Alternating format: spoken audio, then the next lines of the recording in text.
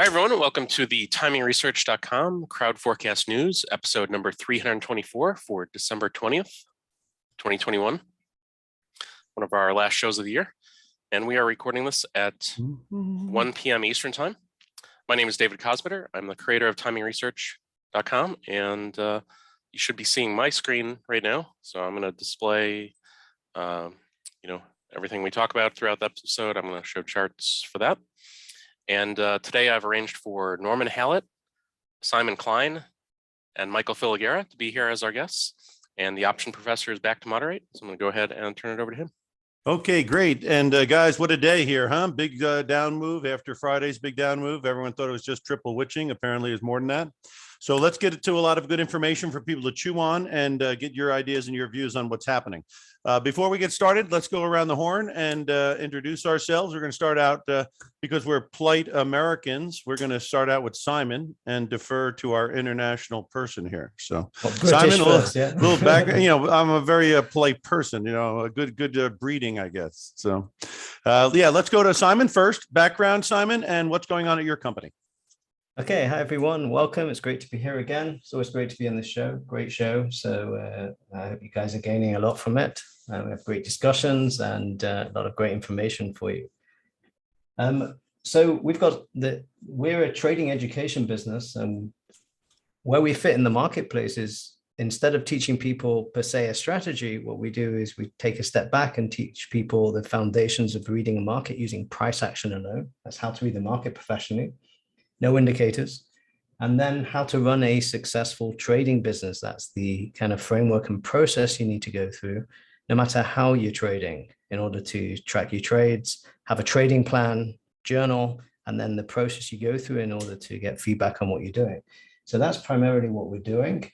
But what we're really excited about now is that we're releasing one of my students who has become a successful trader is starting in January, giving a course on how to trade the NASDAQ futures at the cash open. So it's the first time I've had someone come back who's become a successful trader and now teaching what they're doing. She's been consistently profitable now for almost 4 years and has trained a few other people. And by kind of request of my students or whatever, she's coming to train how to trade the NASDAQ futures at the cash open, which is fast and furious, and you can be done and dusted most days in half an hour.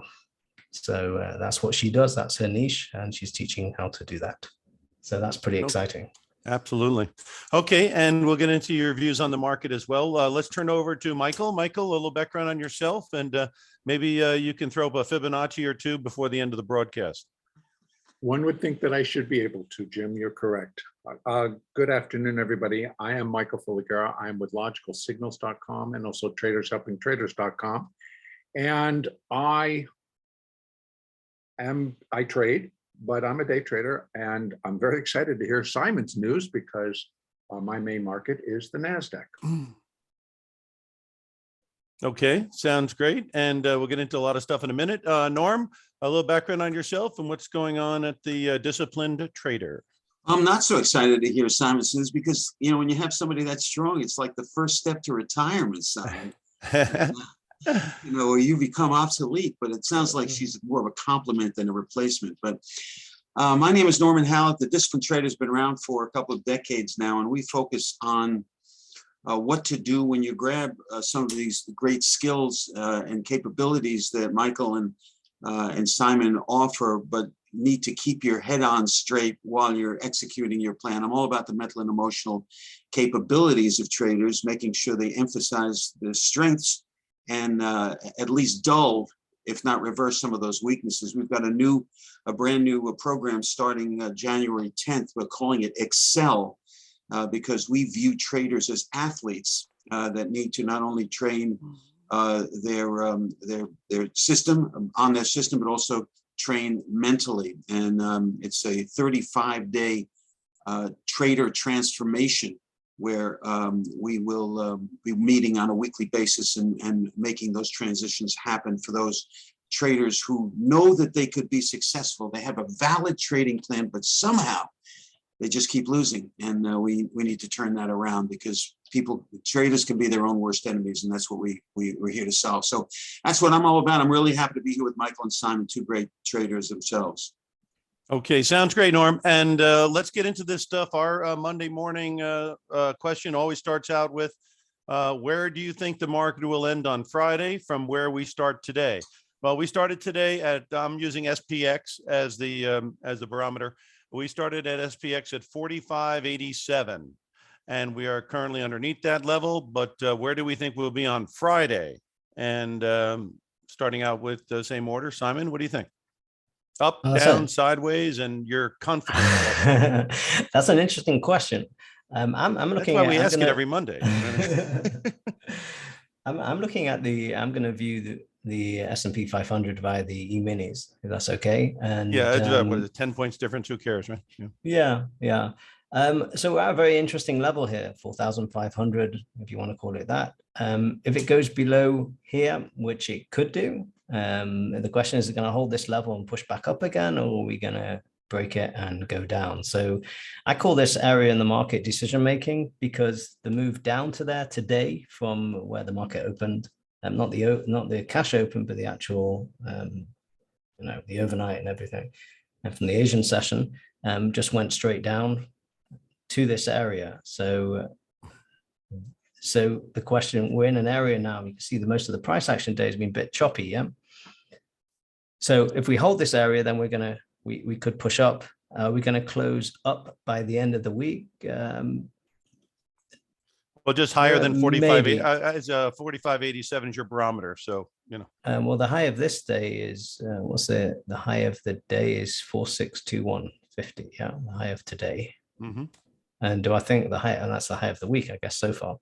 Do I think we're going to close over that by the end of the week? If we hold this level, possibly, because we're still uptrending on the bigger time frame on the monthly chart, and just about on the weekly chart. But if we do break this level, then no, we're going to go down.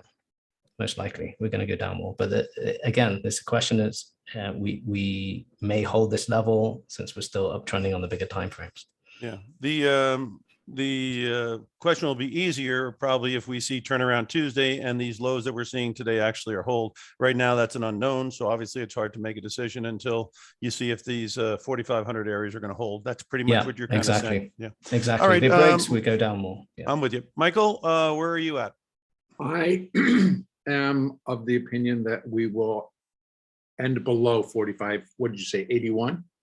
Well, it opened on the SPX 45.87. The way will the be numbers are below coming out, who 45. cares about 5 points, right? I think we'll be below 45.87. And your confidence level? My confidence level on that one has to remain at a 50-50, because I agree with what Simon has already stated. But we can't have a hung jury, so you got to be 51 or 49. Well, then I'm going to go 50. Hey, Norm, you like that one? Hung jury? That was a good one, though, Jim. I like the jury part. I'm not sure about the hung part. I'm going to have to go 51-49 then, Jim. All right, sounds good. But I agree with what Simon presented. Because we all want to go home. We don't want to go back to the hotel and do this case over again. That's true, but all right, so that's where you're at. Let's turn over to Norm, who I will say on the record was very suspicious of the market when it was up in the 4,700s, was not a fan of the market, despite other people being fans. And obviously his concerns have come to roost. Now, having given you that little anecdote, Norm, what do you think now? Well, I'm not done not being a fan of the market. Can you pull that back a little bit so I can see a little bit more time? Yeah, I think, if you look right in the middle of the chart with the last peak before, this is the same area that we're testing. Now, of course, it's support. It's support really a second time. I just wanted you to pull back to see that it's at that same point. So I think that, of course, well, that diversion is remarkable, isn't it? Well, that's it. Against a volume piece on Friday that looks pretty strong compared to all the other volume that we've seen. Now, of course, there's you've got contracts turning, you've got offsetting contracts because of the end of the year and tax purposes and so on. Mm-hmm.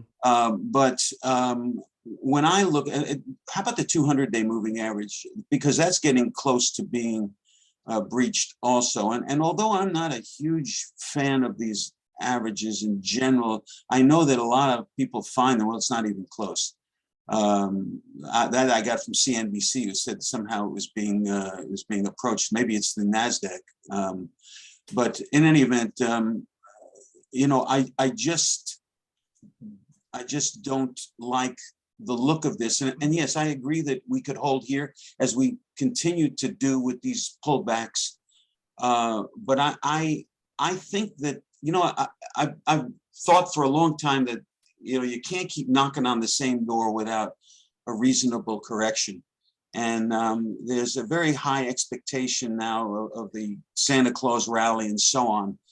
I just think a lot of hearts could be broken here. I'd be very, very careful as a trader in here until I see confirmation of this holding. You have to at least wait till Wednesday to see that a Tuesday turnaround is a real thing. But I can't disagree with what I've heard, but I would have to say that I'm more in I'm looking for new lows here, whether they poke and wash everybody out only to come back up. But I think the print will be lower than that last low that we saw a couple of weeks ago. And I think which could lead to some problems. So, I can point to some news articles, but, that would just be needless, because really everything's in the price. So whatever's being anticipated and what's ever in the news. So I'm looking at somewhere in the 60th percentile that we find a new low here, breaking that low, and we wrestle in that area, somewhere in this area or below by the end of the week.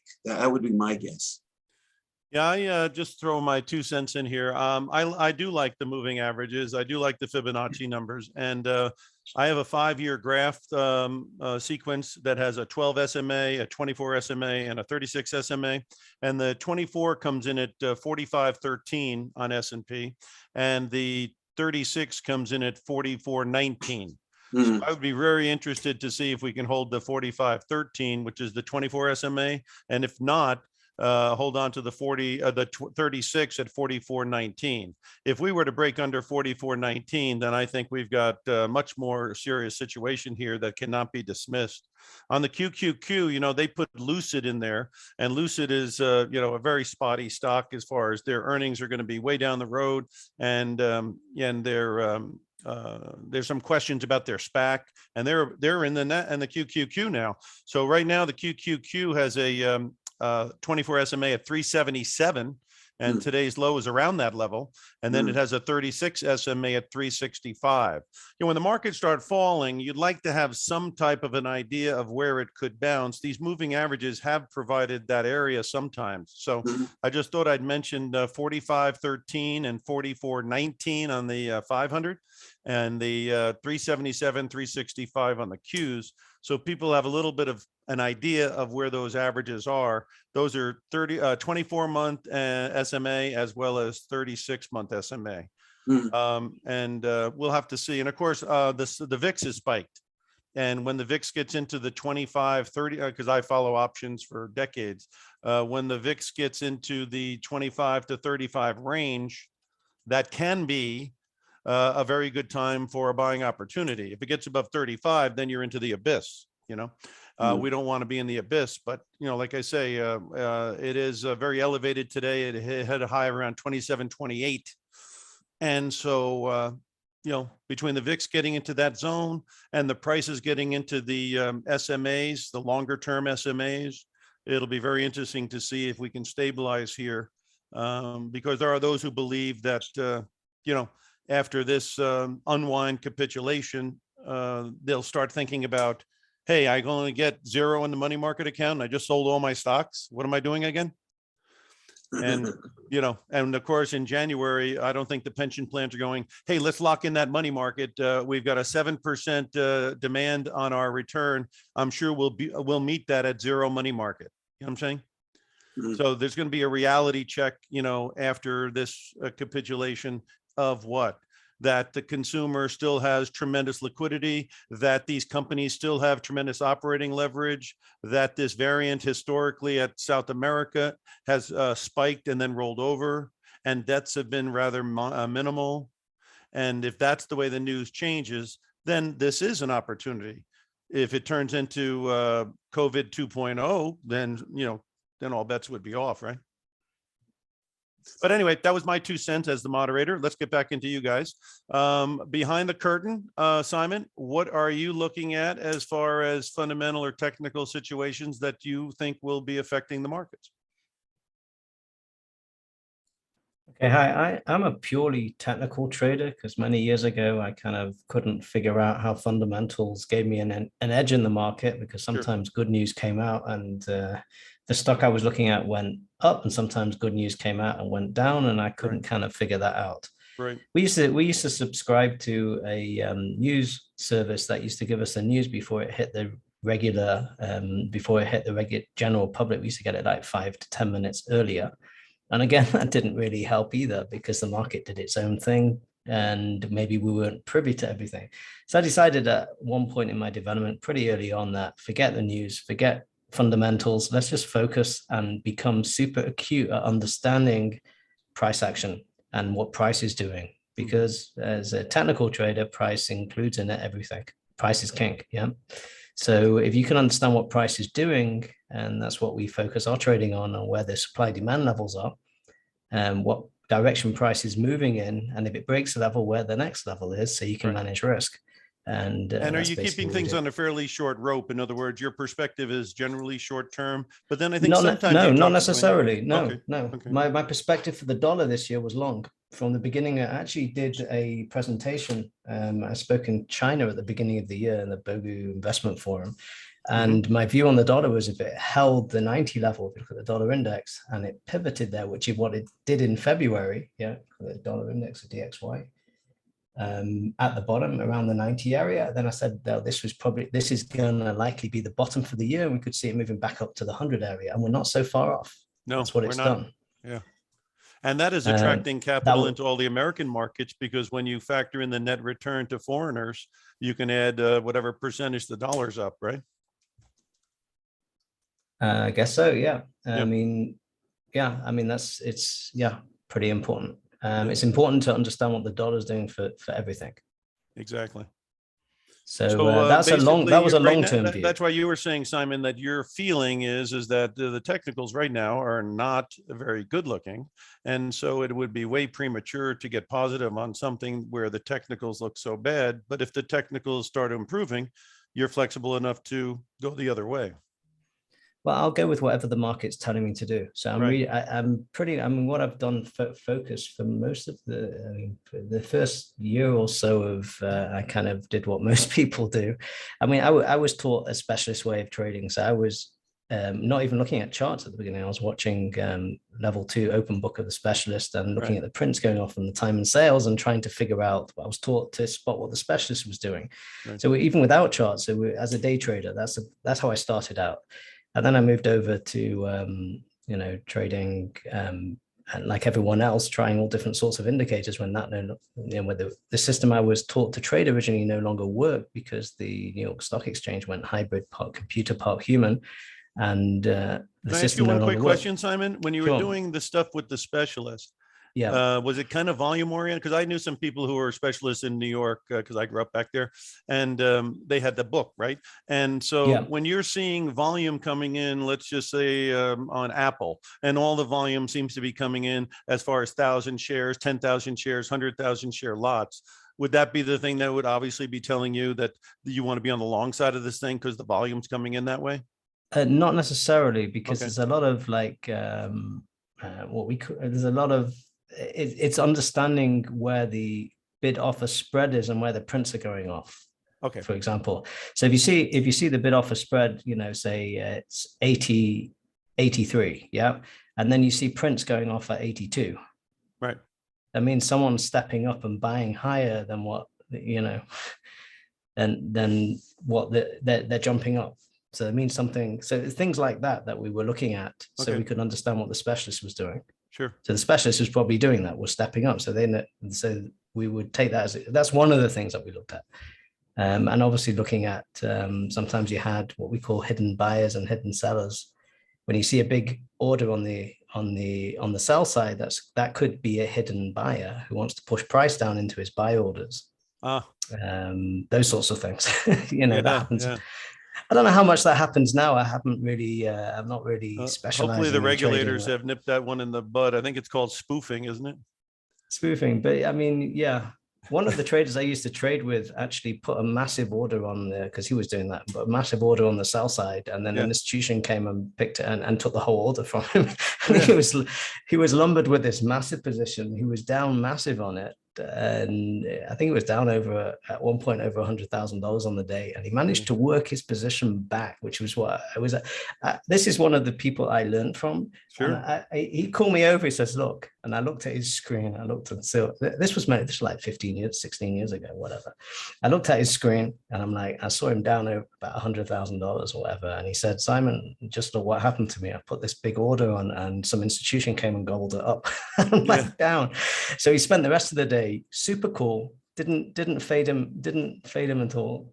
Didn't phase him at all, and he was really cool with it. So I learned a lot from him, and he worked the position back to be down at the end of the day. I think it was down about $2,000 or $3,000, which is pretty impressive. Right. All right. Well, Michael, can we throw up Fibonacci and get a little idea of what you're seeing behind the curtain technically? I know you have a lot of different things you look at, but I think the Fibonacci numbers would be very interesting to see right now, because we're obviously feeling a little bit like we're out to sea and we're kind of looking for lighthouses. You know what I mean? Right. David's got to let me see if I can share one of my screens. Share the screen.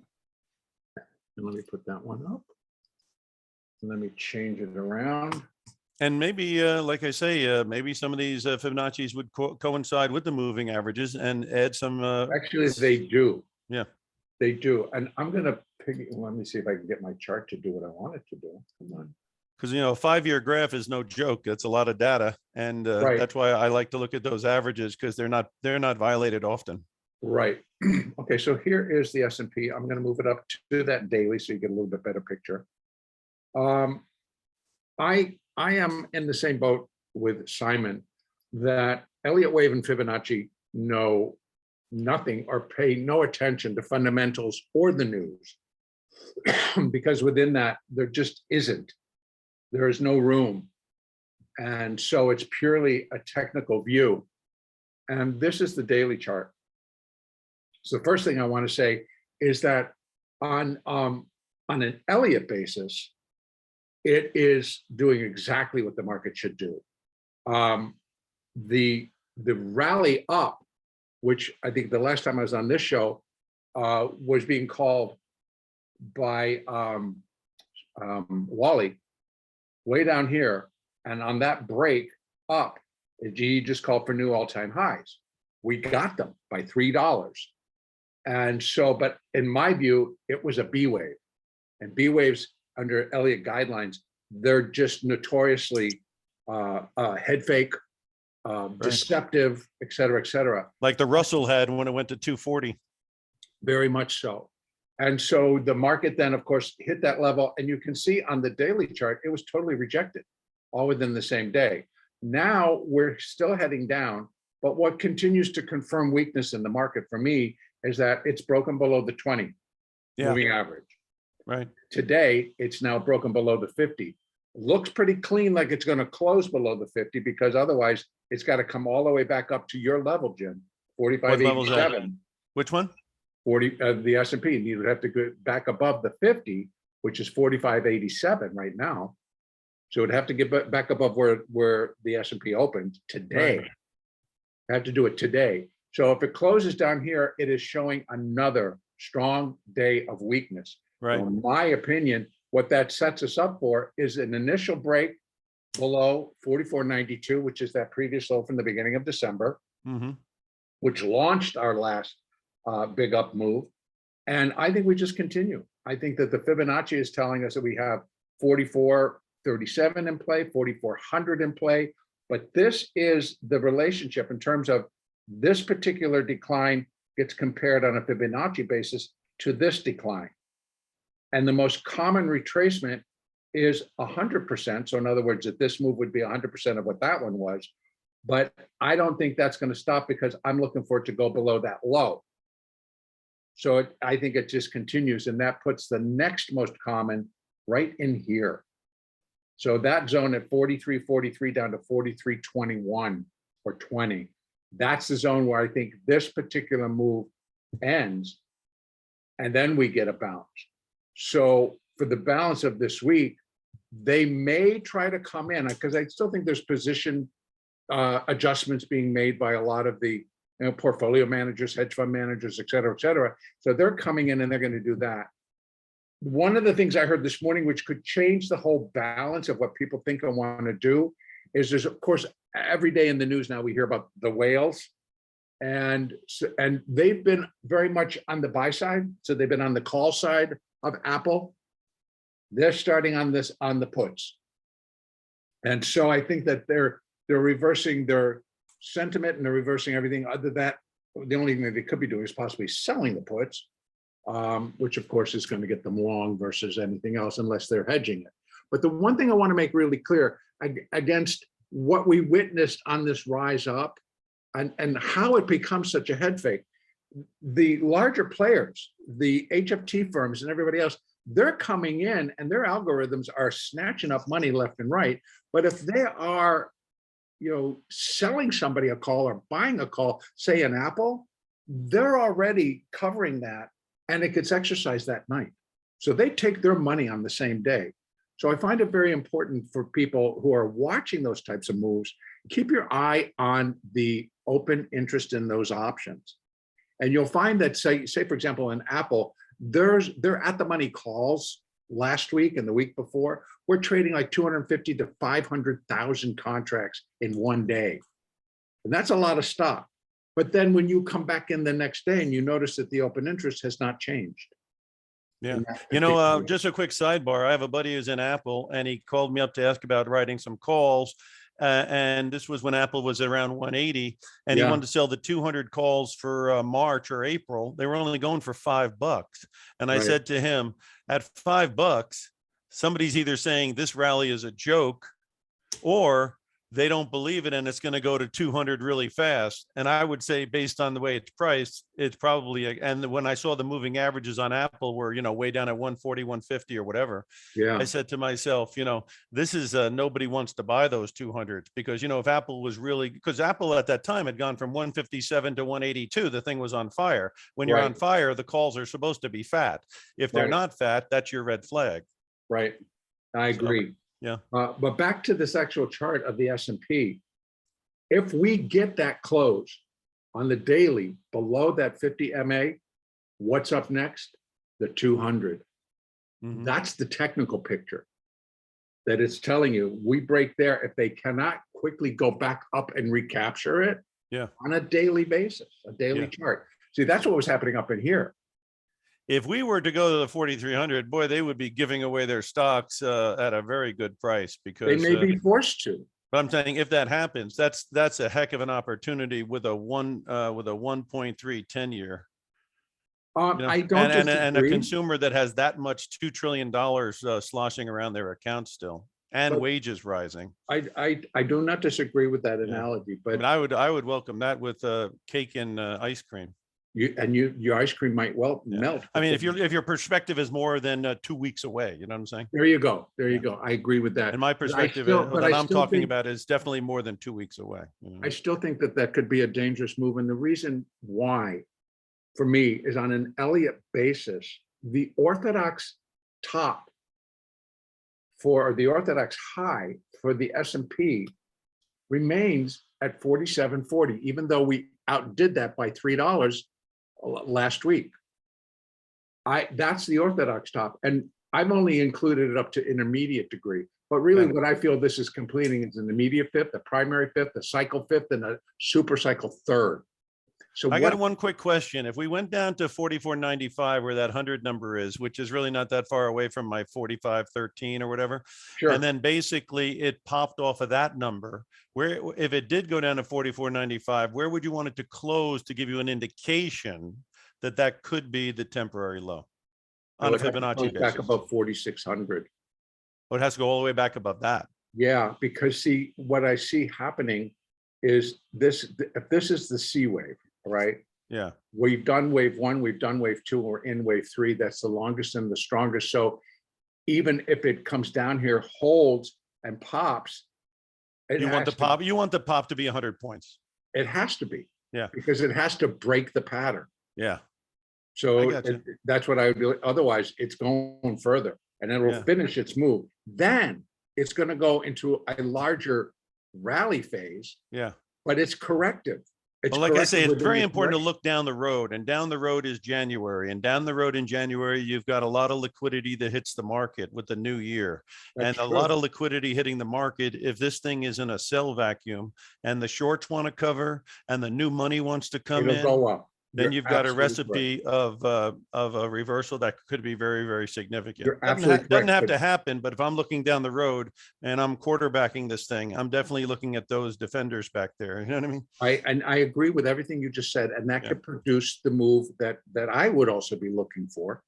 But I think we need to keep in perspective exactly what it is. And it's a B wave. It's a And notoriously another thing that's a sidebar is that this is creating a tremendous amount of tax revenue for the government. I mean, people are selling out of positions now, and they're going to have a capital gains tax. So this is Right. not a negative thing for the Treasury at all. And No. also to get the return on the S&P for 2022 at a reasonable number, if we can start the year underneath 4,600 or 4,500 or whatever, it's going to Right. put the bar very low to have a reasonable year for 2022. So Right. it I mean, really and serves you're right. this drop serves a number of masters. I think you're right. And I think if we look at when was the last time the market was below 4,400? Yeah. You're going back to October. Yeah.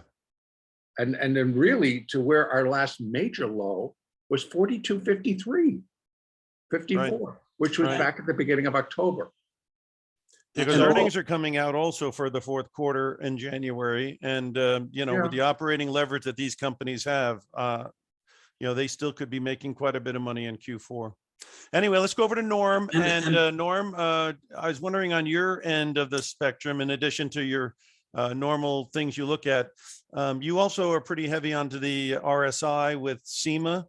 Anything going on there that's telling you something? Yeah, with HEMA, I mean, we mentioned it. I do want to say that, Michael's thinking of a possible relatively dramatic fall over the next couple of weeks. If that's what I'm reading here, could very well play just right into what you're considering. And that's the fact that when all the liquidity comes out, people are going to remember how well they did last year, and they're just going to pile right in. Which leads me to really my first question with you, moderator. As you've identified yourself, you say when that money comes in, where do you believe? Do you believe that it's going back into the FANG stocks, or do you see a rotation of some sort? I definitely see a rotation, and I definitely would be favoring the value of the cyclicals. I would be favoring the ones that are not falling. Like Lee Cooperman says, in a down market, the guy who loses least is the winner. Well, I've been very much a proponent of staples, and if you look at the staples right now, they are buckling a little bit, but certainly if you compare them to the other ones, you'd be very happy to be in the stuff that I was talking about, which is the staples. So I'm a believer in that. Next year they're going to want dividends, they're going to want reasonable PEs. They are probably going to want to take a bite out of these travel and leisure guys, because believe me, there's a lot of money in people's accounts. People like to have fun.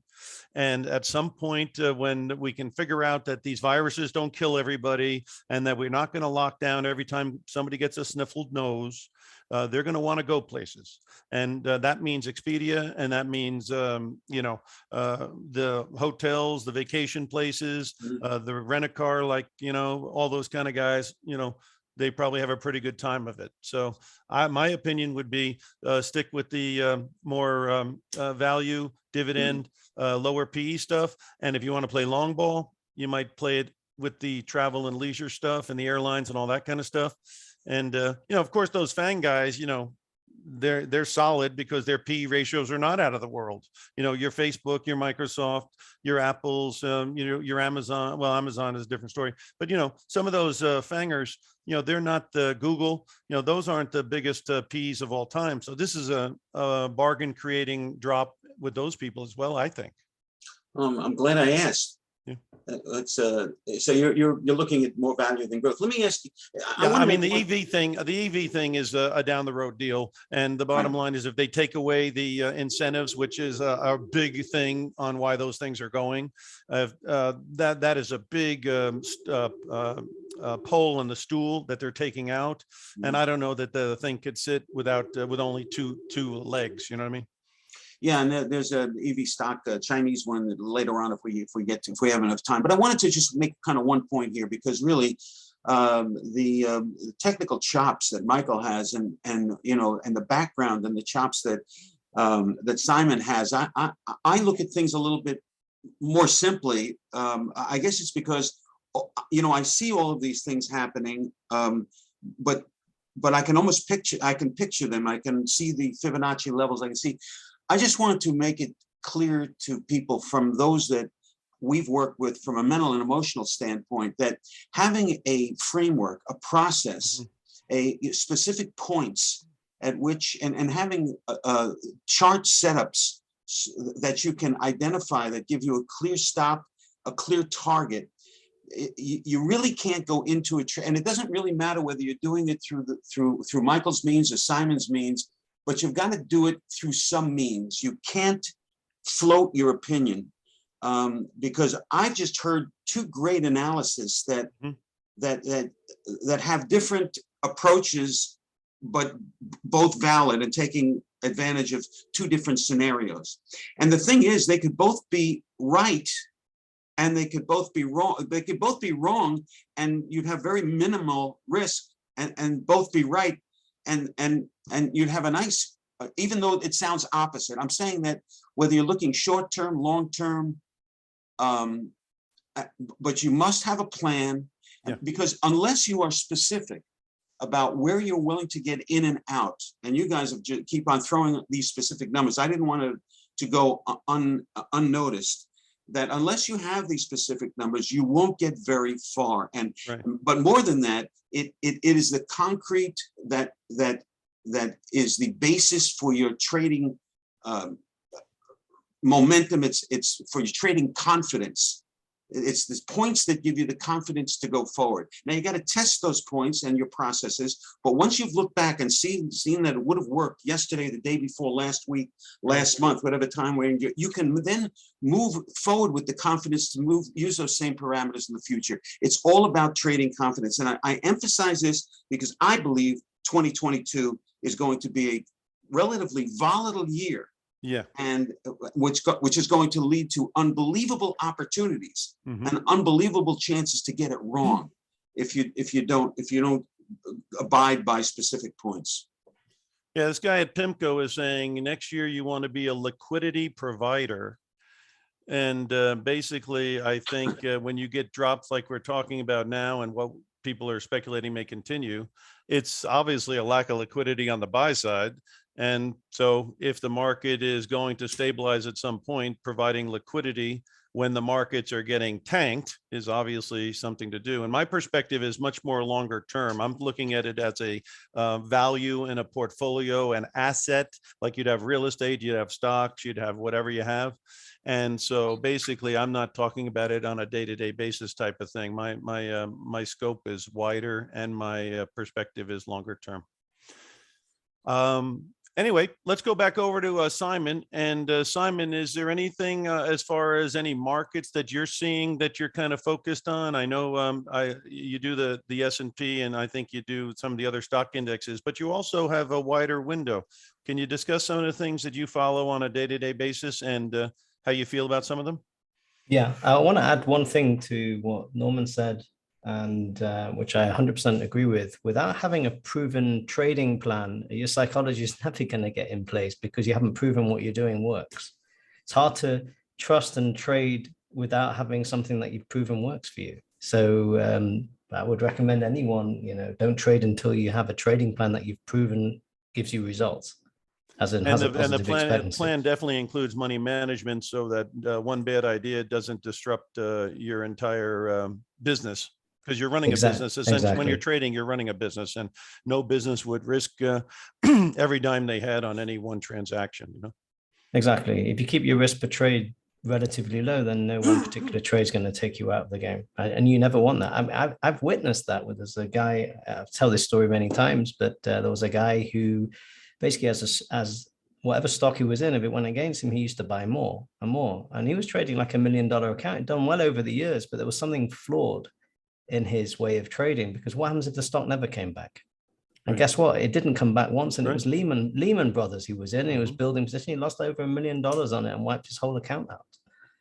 Yeah. And you never want to ever be in a position that, you know, you've got to make sure you don't have any cracks in your foundations. If there's a crack in your foundations, then it just takes one time and to wipe you out. And you never want to be, you know, and in a career of trading, it's going to happen one time. Oh yeah, that's for sure. Yeah. You know, so you don't want to ever be in that position. So basically what I look at, you asked me the original question is, Yep. I transitioned over from, and I may be transitioning back soon because my kids are bigger now and it's easier to trade at that time of day. But I was an equity trader. I used to trade the New York Stock Exchange at the open. That was what I did. We used to trade gaps at the open. That was, you know, using the specialist system. And then I carried on doing that afterwards. And then I transitioned into the Forex market because it kind of suited me better time-wise, trading the London Open, which is 3 a.m. Eastern time, and then the New York Open at 8 a.m. Eastern time. Those were the 2 times of day that I traded. And I also look at the future. So I look at the majors, I look at the dollar. I mean, and what I used to put a video out up until I think about a couple of years ago. I used to put out once a week on where's the dollar going next. It's on my YouTube channel. It's worth, even if it's going back in time, it's worth going through that. I actually had a guy from who was a client of mine, actually from Princeton University, postdoctoral research fellow, who actually went and audited, I think, about 7 months of data. And it came out with I was accurate 85% of the time. That's what he came up with based on what I said on those videos. So you can go back and watch the videos and go and see what I said. You can learn a tremendous amount about how to read the markets just by looking at price action. So I look at the Forex majors, but I also look at gold, oil, E-minis, the NASDAQ, and also look at Bitcoin. So that gives me a view of what's happening with money. Now, I'm going to ask you, let me ask you a quick question, Simon, because the stores of value in some respects are getting nailed with the Bitcoin. My personal view has been a 30 to 50% drops in Bitcoin are the times to start getting your buy tickets out. Are we pretty close to that level now? Well, we're in a major level. I'm looking at Bitcoin futures. We're holding today around 46,235 right now. How much is that off of the high? Is it 30 to 50% off the high? Well, the high is 69,355. So whatever that is. For 30% like would be right around where we are now, I guess. About 30%, around about a 30% drop, something like that. Yeah, and I mean, it's easy to see once you understand what you're looking at. So we're at a level now that could hold. Yeah, down to around 40,000, something like that. If it breaks, then we can run down to 30,000. If that level breaks, down to 20, and if that doesn't hold, all the way back down to 10 and potentially lower. Yeah. Now, it depends on what you think long term. These could be good buying opportunities, but you don't want to put everything in at this price because what happens if it drops? So there's one thing that talking about. This is a very interesting concept that we talked about before, being liquidity providers. So we used to have this joke on the trading floor that we were relievers of pain. We were pain relievers because when everyone wanted to sell, we'd like, okay, we'll buy it from you at these cheap prices. And, you know, and if prices were rocketing higher and people wanted to buy, we'll say, okay, we'll sell you at these prices. And one reason, Simon, is being on the floor, you know that volume dries up at one point. So after we have a huge move and every Tom, Dick, and Harry is bought, to keep it going from that level, you have to get Tom, Dick, and Harry's uncle and relatives to buy. And that's not an easy thing to do. Well, once you're fully invested in the market, there's nothing you can do to affect movement of price. Right. You can't move it. So you have no control. If you've got, you know, if you're not fully invested, then you can I mean, no, I don't think any retail trader, unless they're really big, can particularly move any market, maybe some very illiquid ones or low volume. I did that once by mistake, actually. I moved the market at kind of $10 or whatever in one. I got the wrong ticker and I put the wrong stock in, and I put a big order in, or relatively big order to that market size, and the whole thing went up. And then there was no one on the bid side. I couldn't get out. It kind of dropped $20 below where I bought it, and I was like, "Oh dear, that was the wrong, the wrong ticker." All right, let me just So- ask a quick question of Michael. Michael, you do follow the gold. The gold has certainly been $50 plus or minus ballpark on that 1800 number. My view has been until you start closing above 1850 with regularity and above 25 on silver with regularity, there's no big move coming. What do you think? I am in total agreement with that. Again, I don't know if my screen is still up there, but I'm showing gold on a daily. It's still in this great big box Yeah, it is. that it's been trading since June. Yeah. Well, there's the high, there's the low, and it's done nothing in between. And I agree with you. It goes up and it flirts with 1800. It can't hold it. It starts to drop, which keeps the downside picture really valid. But then it'll start to tumble. It stops and it rallies back. So I think that what gold is really telling us right now is it's like, no, there's a ton of reason to be long gold for the storehouse value, and there's a ton of reason to be short gold because there's too much uncertainty as far as interest rates and what the dollar is going to do. And gee, how do we blend that all in? Because the dollar against the euro factors how they're going to buy it in other parts of the world. So I think that in gold, I just still feel very, very strongly that gold is the true storehouse of value right now. Yeah. Now, It's the one that central banks hold, right? Yes.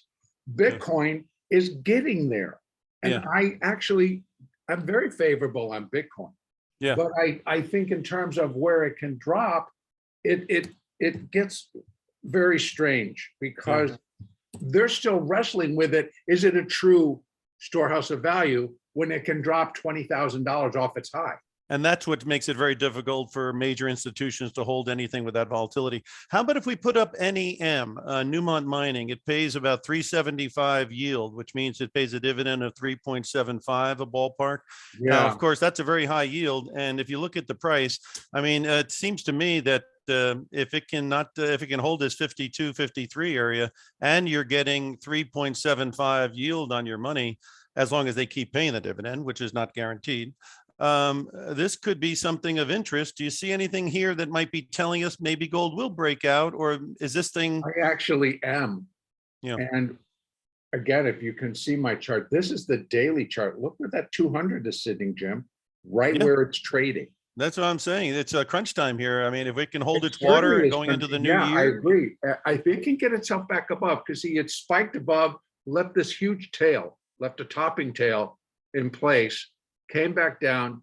Now it's forming a bottoming tail. Yeah. And so, and if it closes here at that 200, I think that's very bullish. And we're getting a turn. See if I can make this any bigger here. See how doing nothing with a 3.75 yield is not the worst thing in the world. But I'll tell you what else is in its favor right now. And again, this is technical.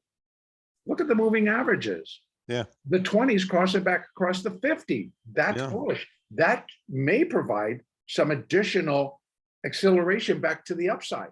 Yeah. I mean, obviously, this is a decent move for the day. At the low is 58.09. Now it's getting closer to 59.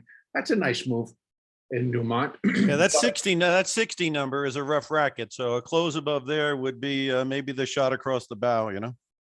Yes, but I would consider getting long and holding it if it gets back above the 200, and you can always use that 200 as your stop. Can we see what silver looks like, Michael? Sure.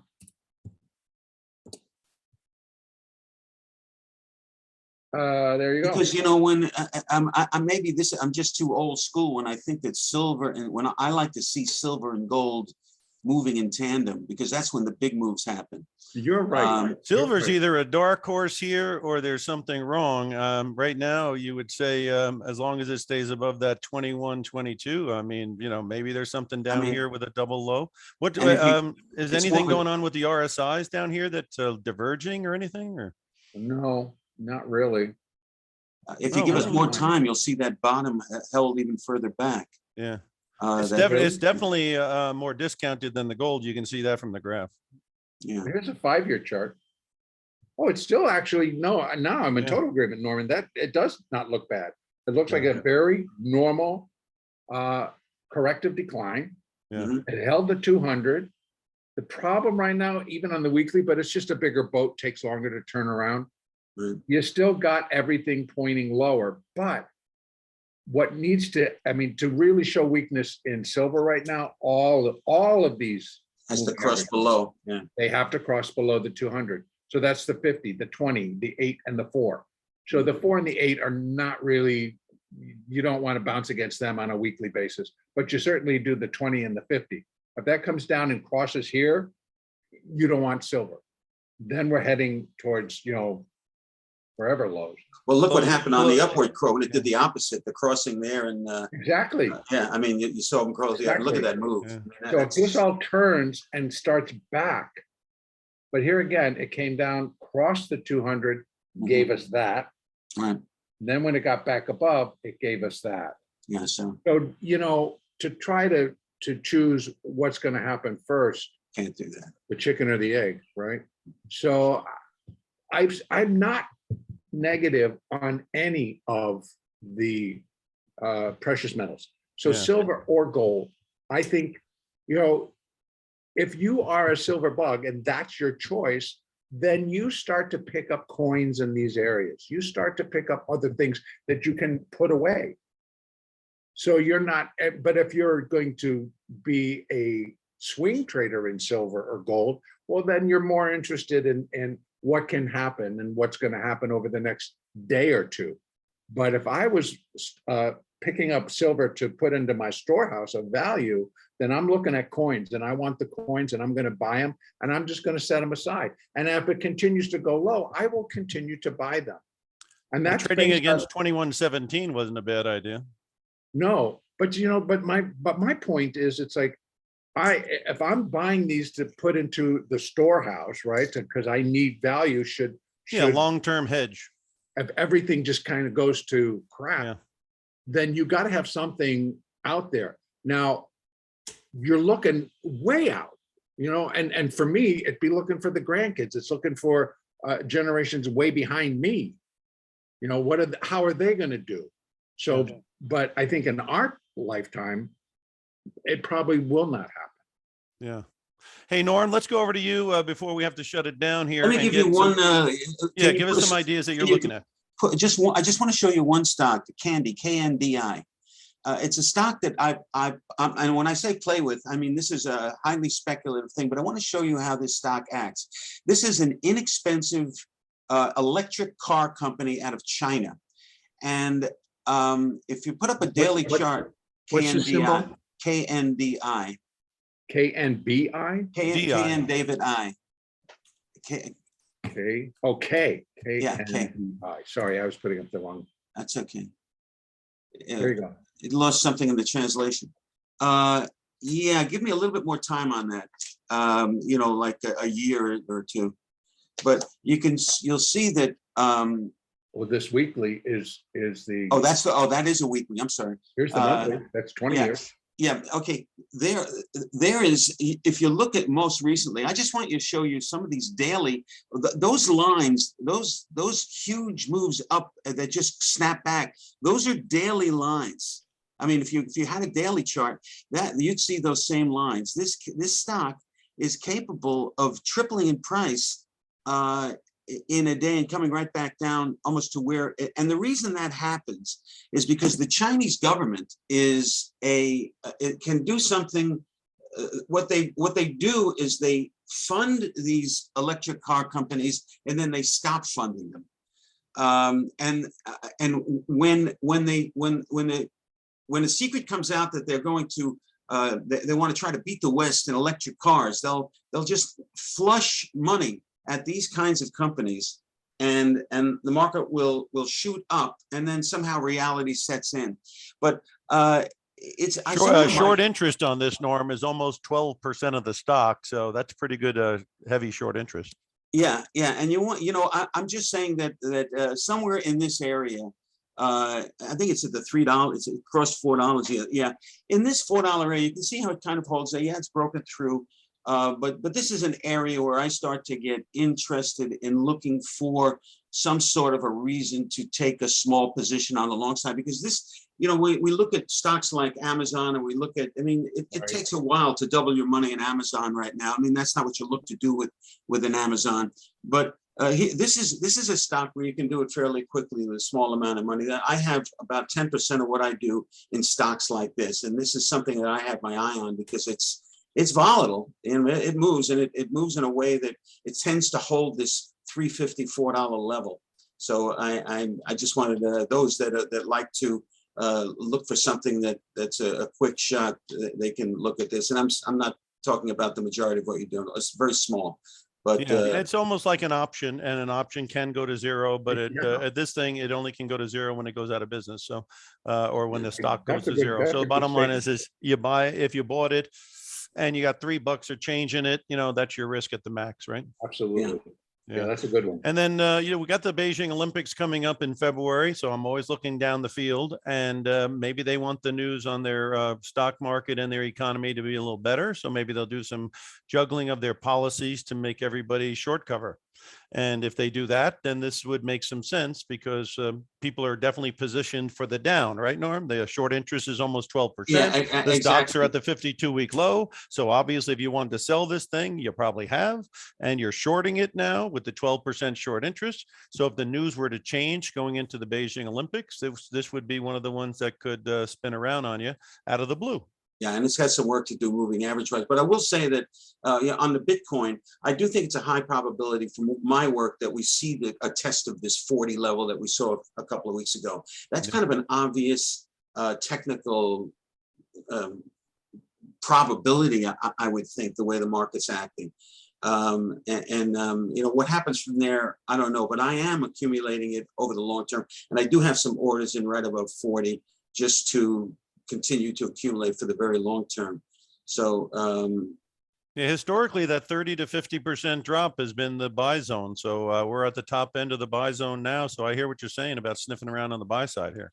But these kinds of, especially in volatile, these breakdown lows tend to be tested.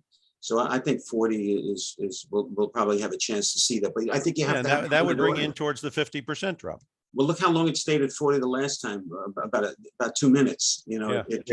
So you got to have your order in for traders. Again, you set your own parameters and based on what you see as the technical truths. Yeah, and if you're a believer in the whole concept of the whole thing. Right, for the very long term, for the next generation, is my point. Yeah, like I say, the 30% drop is where we are now. 50% drop takes you around 35 or 40. So those are two zones to take a look at it, probably. Right. Twilight zone.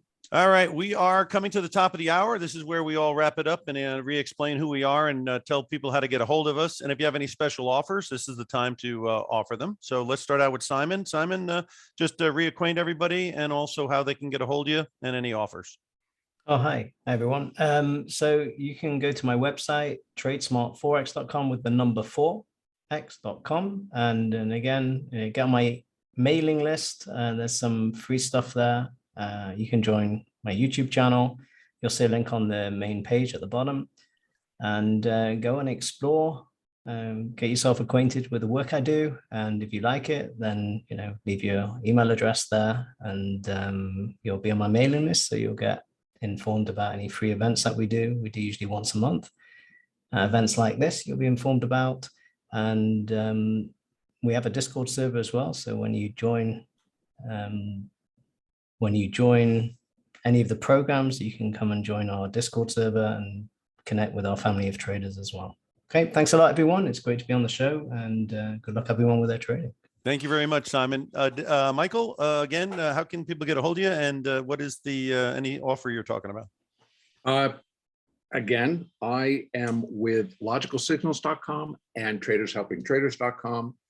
And if you want to get a hold of me, send me an email direct to michael@mjf1partners.com. That comes to me directly. As far as what I got cooking, I am reevaluating and probably going to reestablish the trade room. Right now, it's basically we're just day trading in the S&P and the NASDAQ future. And I am now finding that there's a lot of opportunities in many other areas. And as my background is in options trading, I am looking to possibly add Bitcoin and, well, crypto, number one, into the trade room, and then also options into the trade room. As long as we're going to have this volatility in our markets, that volatility is being generated in these big Titan NASDAQ stocks, which are also popular in the S&P. So I'm going to look to revamp that to keep abreast of what I'm going to be doing, because I'll be announcing it, and I'll do it on my YouTube channel. And so I would suggest getting onto YouTube. It's under Traders Helping Traders. Make sure you connect to my name.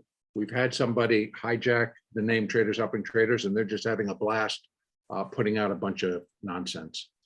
Maybe it was DB Cooper hijacked it. Who knows? Hey, it could have been. Norman, back to you. And again, a little bit more about Disciplined Trader and how can they get a hold of you?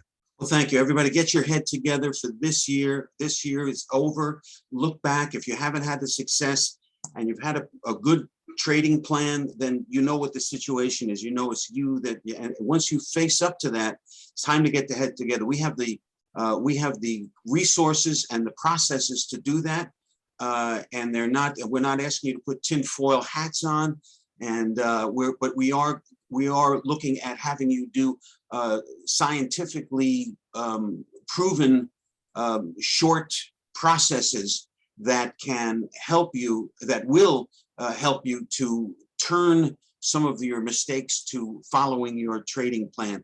The disciplinedtrader.com, if you opt in and for my 4-minute drill for traders, you'll get one a week, the disciplinedtrader.com. And if you add a /Excel, you'll see the information on the 35-day trader transformation that we're doing 6 weeks, 6 Mondays in a row, where we get together. Everybody has their little boxes on Zoom, and we do work for 60 to 90 minutes, fill out worksheets on a particular issue, hesitating to pull the trigger, not being able to let go of fear, etc., lack of patience. We handle each one of these issues in each one of these weekly meetings. We work it out, we get individual, and then we give you these processes to work on between the meetings, so that each week we handle a different situation, so that you can get clear of mind for what I believe will be tremendous opportunities in 2022. It's the kind of year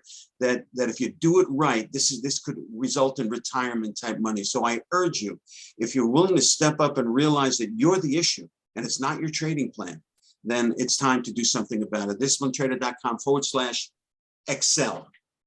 Okay, thank you very much, Norm. We're optionprofessor.com. And so we cover everything from income, growth, international investing, and speculation. And we give you our opinions and our observations each and every week. And it's free of charge in a newsletter. Just go to optionprofessor.com, put your email in, and you're on the list. Thank you, Simon, for being here, Michael and Norman. I think we covered an awful lot. Hopefully we added some value to everybody. And we'll be back again next week for this type of broadcast. Right now, I'm going to turn it over to David. Thank you, everybody, for being here, and good luck and good trading, everybody out there. All right, thanks, guys. Yeah, a ton of good info today. So just a quick reminder for everyone, be sure to subscribe to Timing Research on YouTube or your favorite podcast app to get instant updates whenever I post new shows or presentations. Also, you can just go to TimingResearch.com, and today's episode will be at the top of the page as soon as I can get it posted. And I just want to thank my guests again for today: Norman Hallett of TheDisciplinedTrader.com, Simon Klein of TradeSmartForex.com, Michael Filighera of LogicalSignals.com, and the Option Professor of OptionProfessor.com. Thanks, everyone.